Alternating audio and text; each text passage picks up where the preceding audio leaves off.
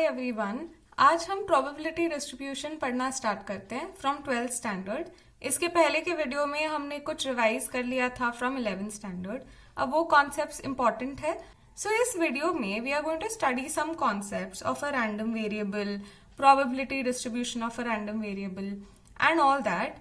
And फिर ये video देखने के बाद you will be able to solve exercise 8.1 का क्वेश्चन नंबर 1 to 8। तो आप आधी एक्सरसाइज कर पाओगे खुद से ही सॉल्व। तो let's start with the first concept, that is of a random variable. So random variable actually random experiment से रिलेटेड होता है। अब अगर याद है रैंडम एक्सपेरिमेंट क्या था, तो रैंडम एक्सपेरिमेंट एक ऐसी एक्टिविटी थी जिसके आपको सारे आउटकम पता थे, मतलब क्या होने वाला है ये पता है, लेकिन एग्जैक्टली क्या होगा वो नहीं पता है, और इसलिए तो हम प्रोबेबिलिटी पढ़ रहे थे। तो ये रैंडम वेरिएबल जो है वो क्या करता है, ये रैंडम एक्सपेरिमेंट में जो भी आउटकम्स आते हैं उनको किसी नंबर्स से जोड़ता है।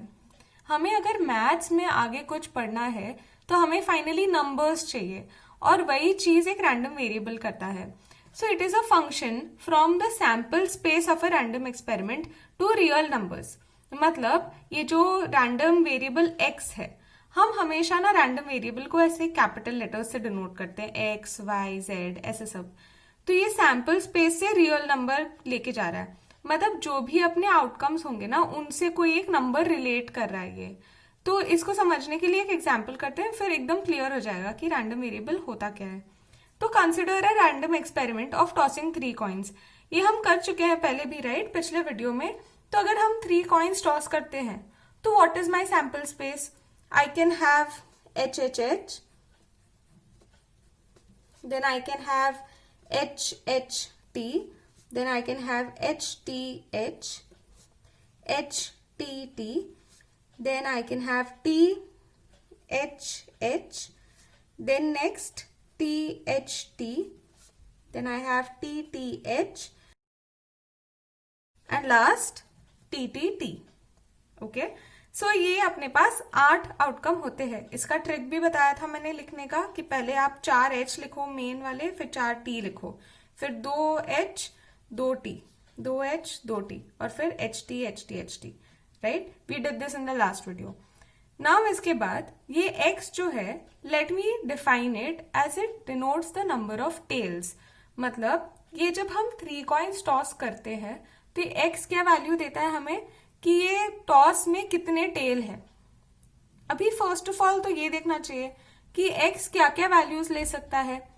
तो x अगर सपोज मुझे एच एच एच आया, तो इसका क्या मतलब है कि मुझे एक भी टेल नहीं आया, तो यहाँ पे टेल का वैल्यू क्या है?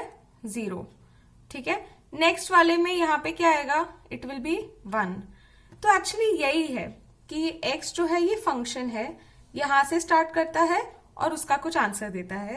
तो हम ऐसे लिख सकते हैं that x of H H H is equal to 0, क्योंकि इसमें 0 टेल्स है। ठीक है, फिर next x of H H T is equal to, यहाँ पे 1 टेल है तो आंसर 1 आएगा। फिर next x of H T H is also equal to 1। फिर next x of H T T is equal to 2, यहाँ पे 2 टेल है। फिर similarly x of T H H is equal to 1, x of T H T is equal to 2, x of T T H इधर 2 tail है is equal to 2, and x of finally T T T is equal to 3। Okay, तो मुझे क्या क्या possible answers आए x के लिए? आई can have that x की वैल्यू 0 हो सकती है, 1 हो सकती है, 2 या फिर 3। Okay, so possible values for x 0, 1, 2 and 3।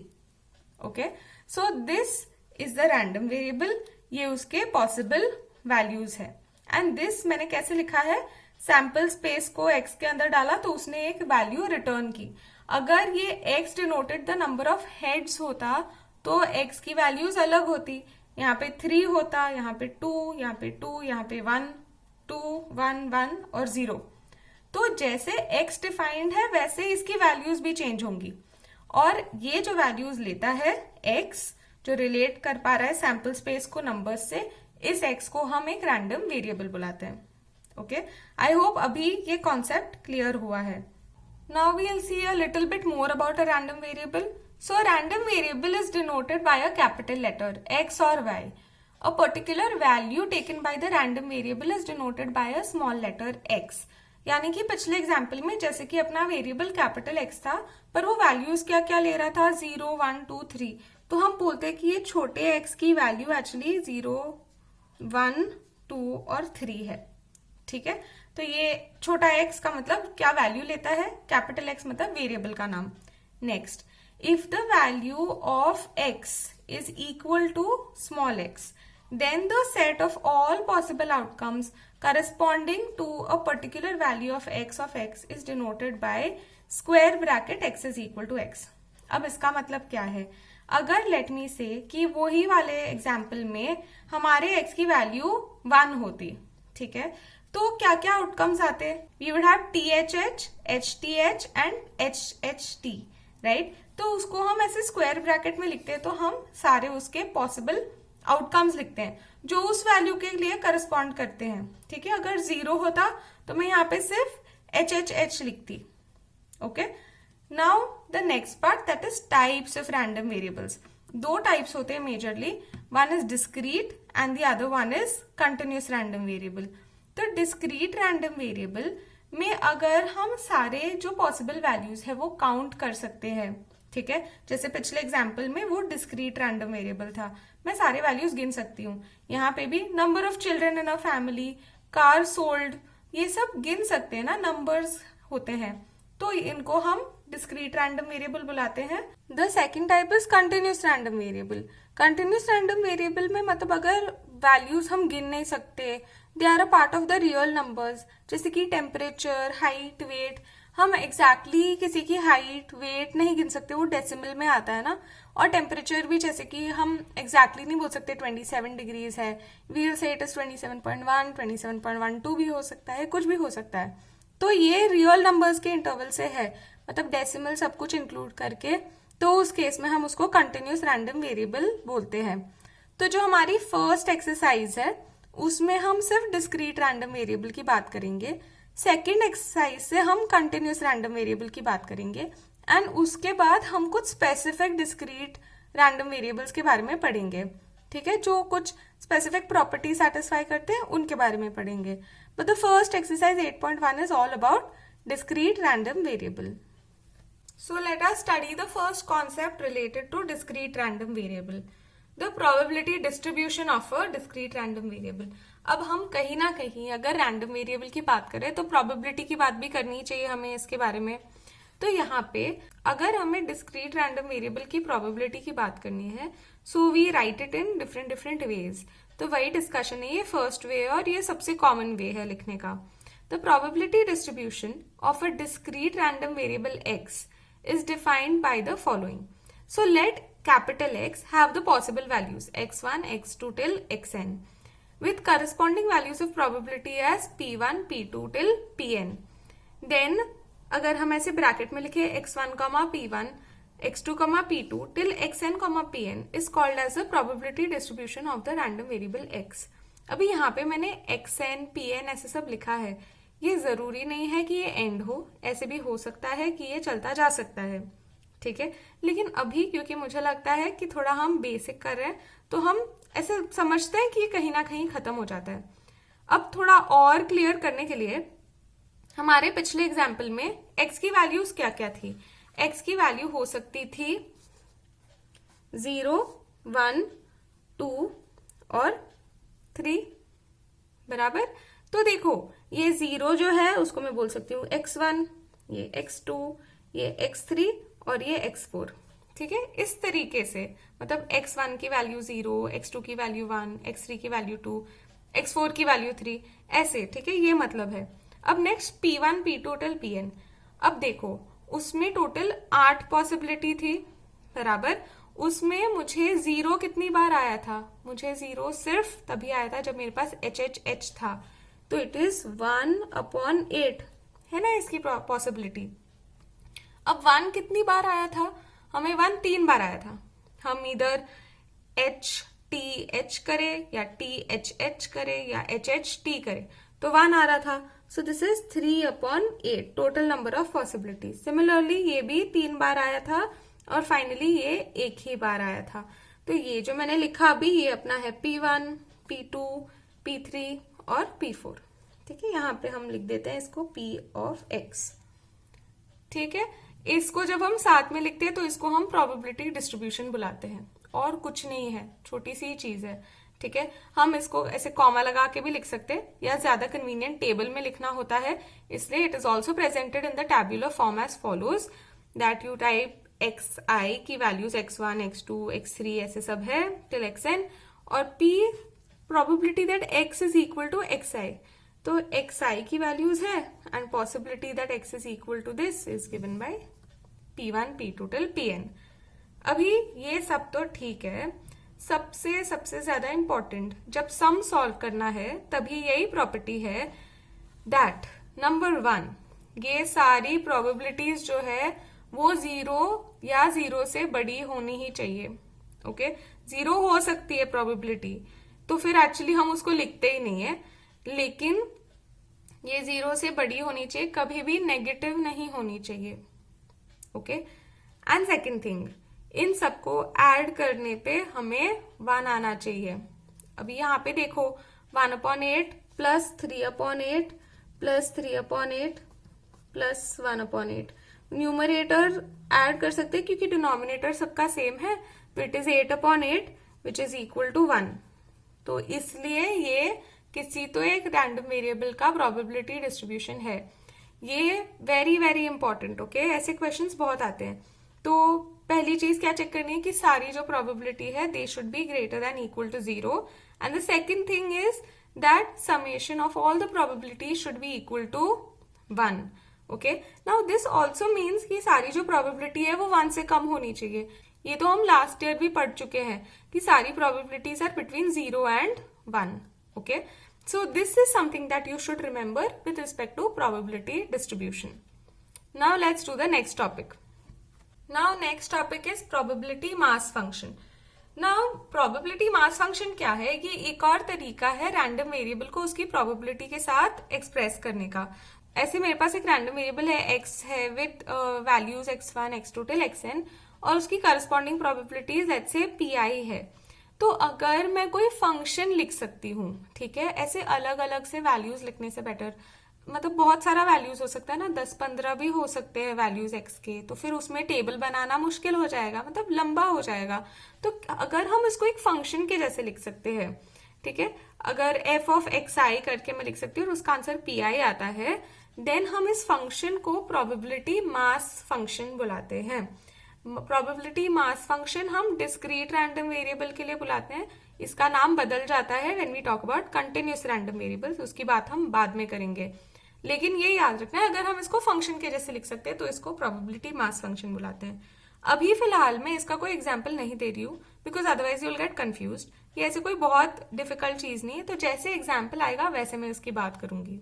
ठीक है, बट अब तक हमने ये देखा है 2 तरीके हैं, एक वेरिएबल को उसकी प्रोबेबिलिटीज के साथ एक्सप्रेस करना, एक है डिस्ट्रीब्यूशन फंक्शन, उसमें हम बस ऐसे x लिख देते हैं और उसके साथ साथ उसके प्रोबेबिलिटीज की वैल्यू लिख देते हैं। Second is probability mass function, जहां पे we can write the probabilities as a function in this way. Okay, so ऐसा कुछ रहेगा, यू नो, लाइक x², ऐसा कुछ टाइप का होगा। तो अभी हम क्या करते हैं, हम नेक्स्ट टॉपिक पर, तो ये 2 तरीके हैं।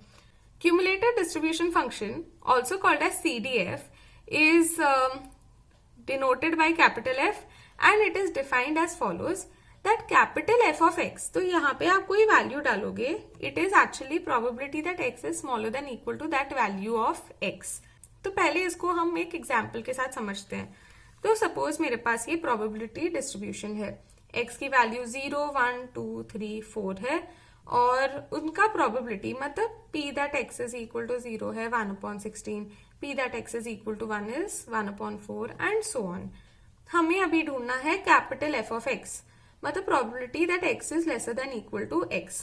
तो पहली जगह पे हम एक्चुअली क्या ढूंढने की कोशिश करें, we are trying to find F of 0 which is actually equal to probability that x is lesser than equal to 0। अब जब capital X lesser than equal to 0 है तो उसकी वैल्यू क्या हो सकती है, कैपिटल X की वैल्यू 0 से कम हो ही नहीं सकती, it is only 0। So this is simply P that X is equal to 0, और वो तो 1/16 है तो इधर 1/16 ही आता है। नेक्स्ट वाला f of 1 मतलब probability of x is lesser than equal to 1। अभी यहाँ पे क्या क्या हो सकता है, x की वैल्यू 1 तो हो सकती है और 0 भी हो सकती है अपना, क्योंकि लेसर देन इक्वल टू 1, तो इन दोनों को ऐड करके लिख देना है। तो 1/16 plus 1/4, okay, and this is equal to, इसको 4 से मल्टीप्लाई कर दो तो 5/16 आता है। नाउ नेक्स्ट, हमें अगर f of 2 ढूंढना है तो उसके लिए हमें क्या करना पड़ेगा, probability that x is lesser than equal to 2 मतलब p that x is 0, p that x is 1 plus p that x is equal to 2। तो उसके लिए हमें एक और इसमें ही ऐड करना पड़ेगा, वो है 3/8। तो एक्चुअली ना हमें बस एक्चुअली 5/16 को 3/8 से ऐड करना है। अभी बार बार हमें सब कुछ ऐड करते नहीं बैठ, ये हम ऑलरेडी ऐड कर चुके हैं। तो दिस इज 5/16 प्लस 3/8, ओके, तो इसको 2 से मल्टीप्लाई करना होगा, सो दिस विल बी 11/16। तो हम हर बार क्या कर रहे हैं, हम ये वाला इससे ऐड करके इधर लिख रहे हैं, हम ये वाला इधर ऐड करके ऐसे लिख रहे हैं, ये वाला अभी इधर ऐड करके इधर लिखेंगे। तो दिस इज 11/16 प्लस 1/4, तो 4 से मल्टीप्लाई करना पड़ेगा इसको, तो 4/16 हो जाएगा, तो 11 प्लस 4 मतलब 15/16, और फाइनली इसको ऐड करके इधर लिखेंगे तो हो जाएगा 16/16 विच इज इक्वल टू 1। हमेशा यहाँ पे 1 ही आना चाहिए और कुछ नहीं आ सकता, राइट, क्योंकि सब प्रोबेबिलिटीज को जब हम ऐड करते हैं तो उसका आंसर 1 होता है। ये बहुत सिमिलर है क्यूमुलेटिव फ्रीक्वेंसी जो हम स्कूल में पढ़ चुके हैं, जब सारी फ्रीक्वेंसीज एक के बाद ऐड करते जाते हैं, वही है, पर यहाँ पे हम प्रोबेबिलिटी ऐड कर रहे हैं, okay. So this is the concept of cumulative distribution function. Now let's do a few examples so that हमें ये सारे कॉन्सेप्ट्स और बेटर समझ में आए। तो 2 persons A and B play a game of tossing a coin thrice। तो एक ही कॉइन को ये लोग 3 बार टॉस कर रहे हैं। अभी if a toss results in a head then A gets ₹2 from B। तो अगर हेड आया तो A को B से 2 रुपए मिलेंगे। If a toss results in a tail then B will get ₹1.5 from A। तो B को मिलेंगे 1.5 A से अगर टेल आया तो। Let X denote the amount gained और लॉस्ट बाय A। तो A कितना पैसा बनाएगा या लॉस करेगा वो हम X से डिनोट करते हैं। Then show that X is a discrete random variable and it can be defined as a function on the sample space of the experiment. तो यहाँ पे पहले तो हमें ये दिखाना है कि X रैंडम वेरिएबल है, उसके बाद हम आगे की बात करेंगे। तो ये जो एक्सपेरिमेंट है इसके आउटकम्स हमें पता है, लेकिन एग्जैक्टली क्या होने वाला है ये नहीं पता है। So we can say that X is associated to a random experiment and hence it is a random variable, ठीक है।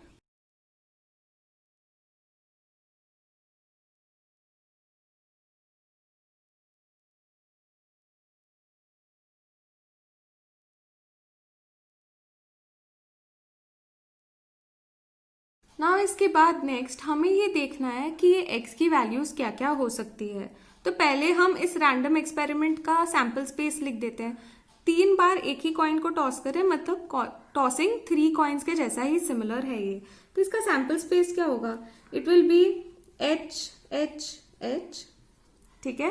Then we will have, let me write down H 4 times, it's easier that way, and then T 4 times, then H twice, T twice, H 2 बार, T 2 बार, and so on, HT, HT, HT, H and T, okay? So ये सारी 8 possibilities है। अभी हम क्या करेंगे, हम इस रैंडम वेरिएबल X का ये हर एक पॉसिबिलिटी के लिए वैल्यू कैलकुलेट करेंगे। तो सपोज मुझे आउटकम आया HHH, ठीक है। तो what is the value for x when the outcome is HHH? हम इस तरीके से लिखते हैं x ऑफ HHH। जब एक बार h आता है तब a को 2 रुपए मिलते हैं b से। तो अगर 3 बार h आया मतलब a को मिलेंगे 6 रुपए b से। a का गेन है 6। Okay, now next x of HHT। अगर HHT आया मतलब a को मिलेगा पहले 2 फिर 2 लेकिन -1.5 क्योंकि उसको b को देने पड़ेंगे ना। तो 2 + 2 -1.5 is equal to 2.5। Next x of HTH is equal to, now this is 2 -1.5 + 2, same scenario 2.5। फिर next x of HTT is 2 -1.5 -1.5 which is 2 - 3 मतलब -1। फिर नेक्स्ट x ऑफ THH, यहाँ पे -1.5 + 2 + 2, इसके जैसा सेम 2.5। फिर next x of THT is equal to -1.5 + 2 -1.5 मतलब कितना -1। फिर next x of TTH is equal to -1.5 -1.5 + 2 which is equal to -1। And last x of TTT will be equal to -1.5 -1.5 -1.5 which is equal to -4.5। तो ये सारे अलग अलग values ले सकता है x। हम सब कुछ कंपाइल करके एक साथ लिखते हैं अब। So therefore x can take the values -4.5 -1 2.5 and 6। तो 4 वैल्यूज है मतलब डिस्क्रीट रैंडम वेरिएबल ही है ये। So hence we have proved that x is a discrete random variable and it can be expressed as a function from the sample space to these following numbers. A bag contains 1 red and 2 green balls. One ball is drawn from the bag at random and its color is noted and the ball is put back in the bag. तो एक bag है जिसमें एक लाल और 2 green ball है। तो हम एक बॉल उठा रहे हैं और उसके बाद हम क्या कर रहे हैं, उसका कलर देखते हैं और फिर वापस उसको अंदर डाल देते हैं। फिर 1 more ball is drawn and its color is also noted. Let x denote the number of red balls drawn. Derive the probability distribution of x. तो हमको क्या करना है, हमें ना एक्चुअली देखना है कि x की क्या क्या वैल्यूज हो सकती है। x क्या है, x is the number of red balls drawn.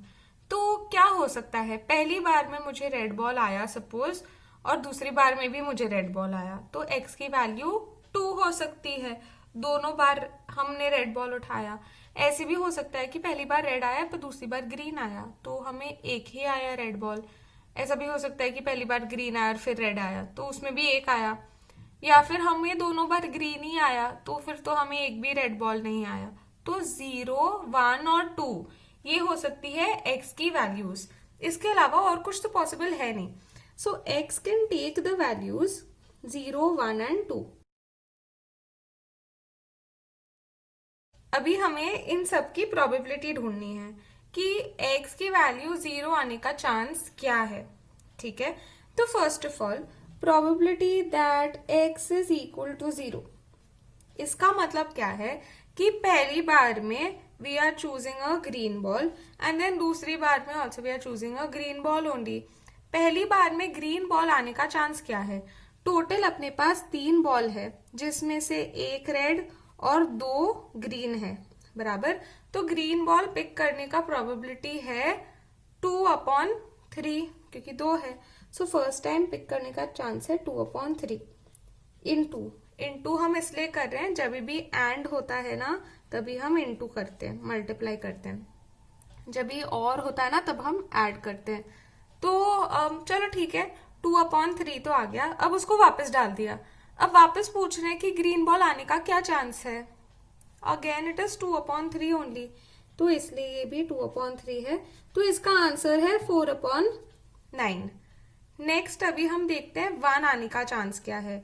So probability that x is equal to 1, इसमें दो चीजें हो सकती है, पहले मैंने ग्रीन उठाया फिर रेड उठाया, या फिर पहले मैंने रेड उठाया और फिर ग्रीन उठाया, तो दोनों करते हैं। तो पहले तो रेड उठाते हैं। रेड उठाने की प्रोबेबिलिटी है, रेड उठाने की प्रोबेबिलिटी है 1/3 इनटू, एंड हमने अभी दूसरी बार में ग्रीन उठाया तो दैट इज 2/3, और मतलब प्लस क्या हो सकता है, हम पहली बार में ग्रीन उठा ले तो 2/3 इनटू हम दूसरी बार में रेड उठा ले तो 1/3।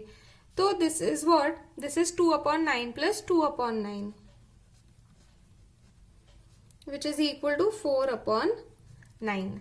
Okay, and now last probability that x is equal to 2, मतलब दोनों बार हम रेड बॉल ही उठा रहे हैं, तो इसके लिए पहले मैंने रेड बॉल उठाया तो 1/3, उसके बाद भी मैंने रेड बॉल उठाया तो 1/3 which is equal to 1/9.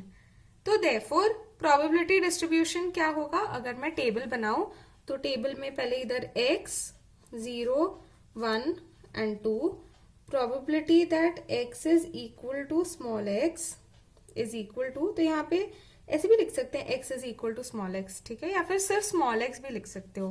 तो this is equal to 4/9, 4/9 and 1/9. Now how do I check that my answer is correct or wrong? Always you should add up all these values. तो 4/9 plus 4/9 plus 1/9 is 9/9 which is equal to 1. ये हमेशा 1 होना चाहिए। अगर 1 नहीं आ रहा है मतलब कुछ रॉन्ग किया है, उसके पर सब पॉजिटिव भी होना चाहिए, ठीक है। तो ये हमें आ गया है। तो this is our probability distribution for this particular random variable x। ये टेबल बना सकते हैं।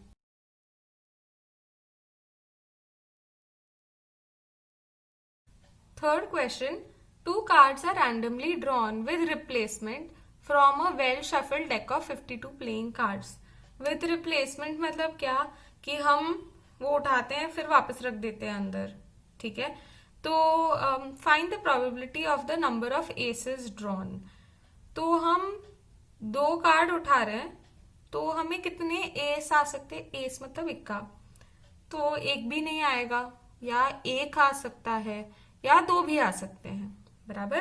तो यहाँ पे भी विद रिप्लेसमेंट है। तो फर्स्ट ऑफ ऑल तो लेट्स डू वन थिंग, हम वेरिएबल यहाँ पे डिफाइन करते हैं। Let X be the number of aces drawn, therefore X takes the values 0 1 and 2. Okay, now probability that x is equal to 0, इसका मतलब एक भी एस नहीं आया और विद रिप्लेसमेंट बोला है। यहाँ पे हम कॉम्बिनेशन वाला नहीं ले सकते, ठीक है, ये अलग है थोड़ा सा। तो 52 कार्ड्स में से अपने पास 4 एस होते हैं और बाकी कार्ड्स कितने होंगे, 48, बराबर। तो हमें बेसिकली पहले 0 अगर आ रहा है एस, मतलब एक भी एस नहीं आया, मतलब हमने ये 42 में से चूज किया ना, तो हम लिखेंगे 48 डिवाइडेड बाय 52 एंड तो मल्टीप्लाई 48 डिवाइडेड बाय 52, ठीक है। तो इसको मल्टीप्लाई करके आंसर लाएंगे तो फिर हमें मिल जाएगा, तो इसको कैंसिल कर सकते हैं। तो this is 4 12 and this is 4 13, ये भी 12 और ये भी 13।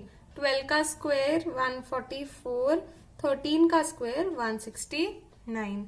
हमेशा स्क्वायर्स 20 तक, क्यूब्स 10 तक, 2 के पावर्स, 3 के पावर्स, ये सब याद होना चाहिए, कैलकुलेशन फास्ट हो जाता है इससे, ठीक है।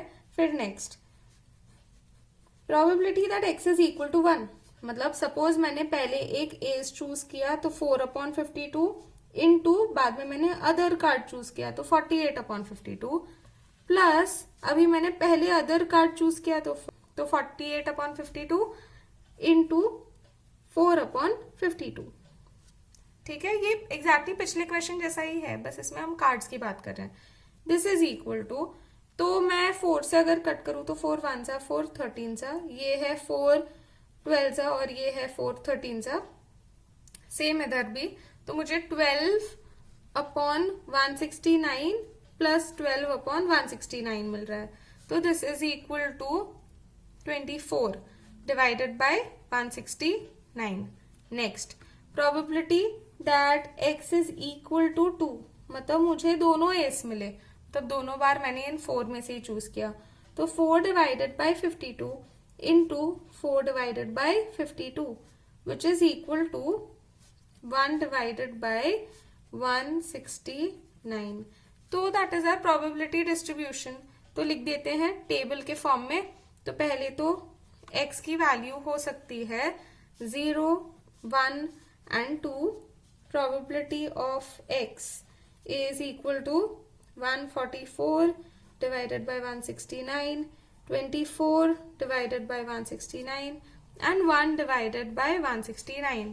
ऐड करके देख लो तो ये 25 और 25 को यहाँ ऐड करेंगे तो 169 ही आएगा। तो ये अपना प्रोबेबिलिटी डिस्ट्रीब्यूशन सही है। Okay, let's move on to the next question. A fair die is thrown. Let x denote the number of factors of the number on the upper face. Find the probability distribution of x. तो पहले तो अगर हम एक dice फेंकते हैं तो हमें क्या मिलता है? वैसे डाई होता है, सिंगुलर डाई होता है, मैं डाइस बुला रही हूँ लेकिन वो रॉन्ग है, इट इज डाई। तो इट इज 1 2 3 4 5 एंड 6, ये सब आ सकता है बराबर। अभी यहाँ पे x denotes the number of factors. तो फैक्टर्स यानी कि क्या, कौन से नंबर इसको डिवाइड करते हैं, नेचुरल नंबर्स। तो फर्स्ट ऑफ ऑल तो 1 को कौन डिवाइड करता है? सिर्फ 1। तो 1 के कितने फैक्टर्स हैं ये सब लिखते हैं हम लोग। x of 1 is equal to 1, इसका तो एक ही फैक्टर है। x ऑफ 2 के कितने फैक्टर है? 2 है, एक 1 और 2 बराबर। फिर next x of 3 is equal to 3 को कौन कौन डिवाइड करता है? इट इज 1 एंड 3, तो इसके भी 2 ही फैक्टर है।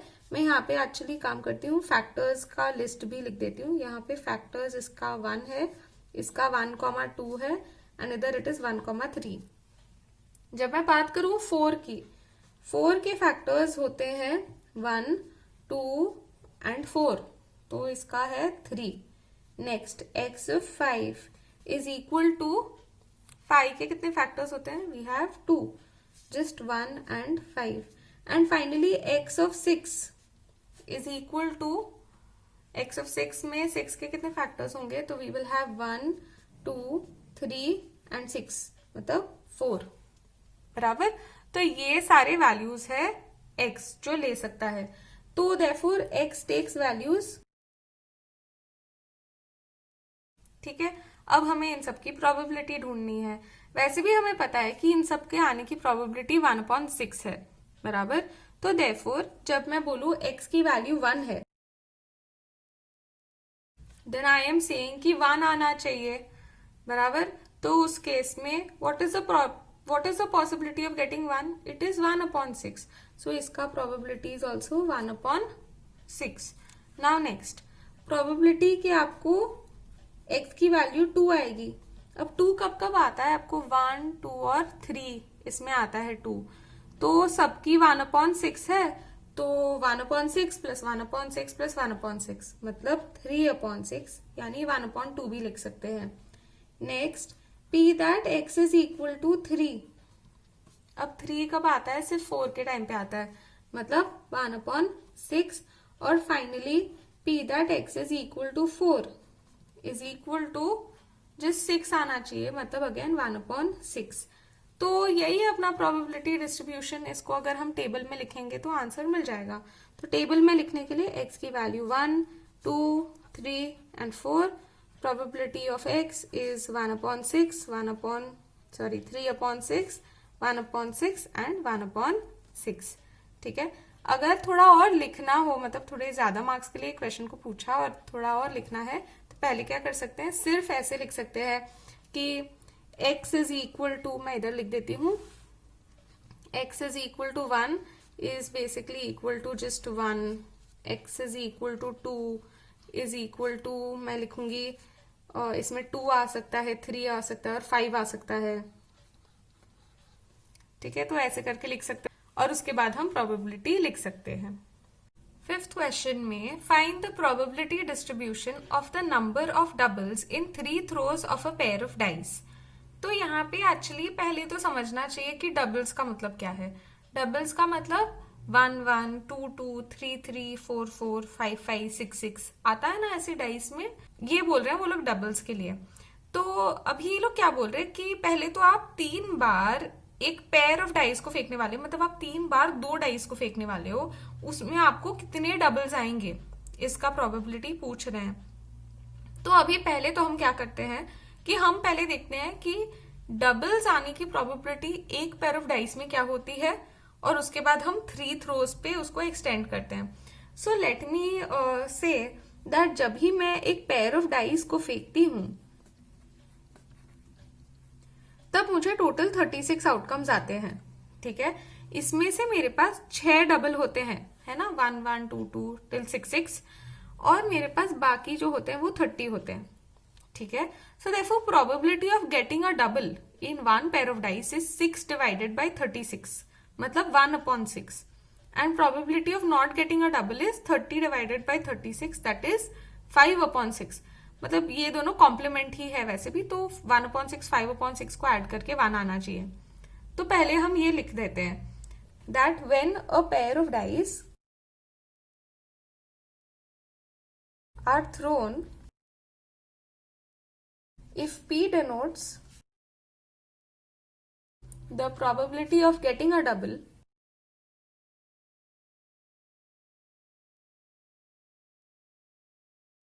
then P is equal to 6/36, which is equal to 1/6. And now next, let Q denote the probability of not getting a double, then Q is equal to 30/36, which is equal to 5/6. हम ऐसे भी लिख सकते हैं that Q is equal to 1 minus P। अभी लेकिन हमें 3 throws of a pair of dice के बारे में सोचना है। तो पहले तो मैं इस रैंडम वेरिएबल को नाम दे देती हूँ, उसको x नेम देते हैं। So let x denote the number of doubles.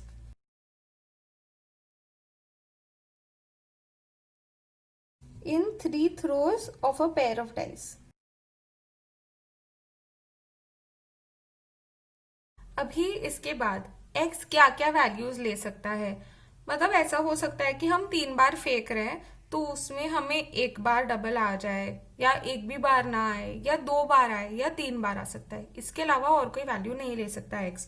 Therefore x takes the values 0 1 2 and 3। अभी हम इंडिविजुअली सबकी प्रोबेबिलिटी ढूंढेंगे। तो probability that x is equal to 0, मतलब हमें एक भी बार डबल नहीं आया, मतलब पहले थ्रो में नहीं आया, दूसरे थ्रो में भी नहीं आया, तीसरे थ्रो में भी नहीं आया। तो नहीं आने की प्रोबेबिलिटी ये है, इसको सब मल्टीप्लाई करना है। तो बस 5/6 इंटू 5/6 इंटू 5/6, मतलब 125 डिवाइडेड बाई 216। ठीक है, अभी next P that x is equal to 1, मतलब एक बार डबल आया। तो इसमें क्या हो सकता है, पहली बार डबल आया, दूसरी बार नहीं आया, तीसरी बार भी नहीं आया, फिर अभी पहली बार नहीं आया, फिर दूसरी बार आया, तीसरी बार नहीं आया, और फिर पहली बार नहीं आया, दूसरी बार नहीं आया, तीसरी बार आ गया। ठीक है, तो यही सब पॉसिबिलिटीज है ना एक बार आने की। अभी इन सबके वैल्यूज लिखते हैं। तो ये क्या है, दिस इज 1/6 इंटू 5/6 इंटू 5/6। ये भी वही है एक्चुअली, बस ऑर्डर चेंज है।